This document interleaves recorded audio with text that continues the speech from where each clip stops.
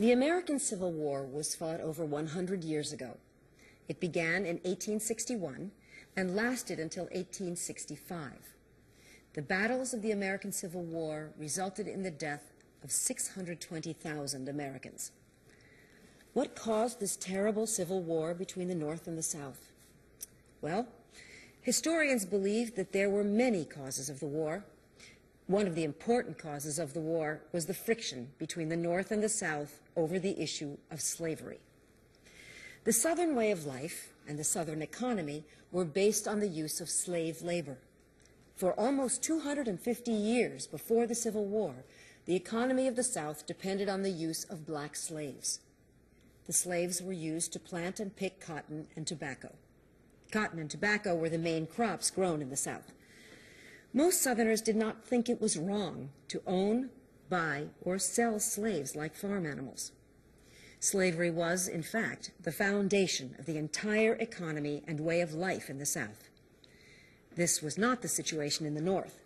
The Northern economy did not depend on the use of slave labor. Why not? Well, in the South, there were many large cotton plantations that used hundreds of slaves. In the North, however, there were smaller farms. The Northern farmers planted many different kinds of crops, not just cotton or tobacco. The Northerners did not need slaves, since their farms were smaller than most of the Southern plantations.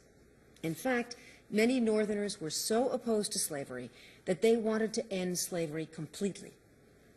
The Northern attitude against slavery made the Southerners angry. So, for many years before the war, there was constant friction between the North and the South over this issue. This friction eventually led to war. There was other friction, too, as I said before, between the North and the South. There were, in other words, other causes of conflict between the North and the South. One involved the growth of industry in the North. While the South remained an agricultural area, the North became more and more industrialized. As industry increased in the North, it brought more people and greater wealth to the Northern states. As a result, many Southerners began to fear Northern political and economic domination. Because of this fear, many Southerners believed that the South should leave the Union and that they should form their own country. In 1860, the Southerners decided it was time to leave the Union when Abraham Lincoln became President of the United States. Lincoln, as you may know, was against slavery.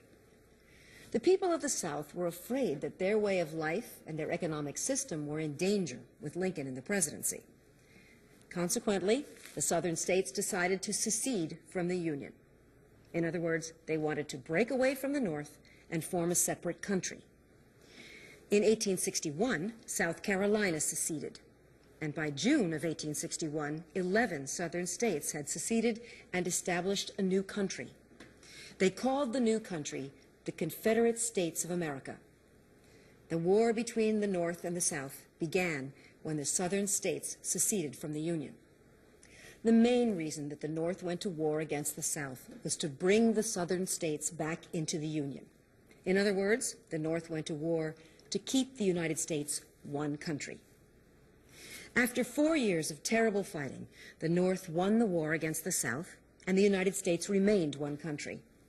The North won the war mainly because of its economic and industrial strength and power. The Civil War had two important results for the United States.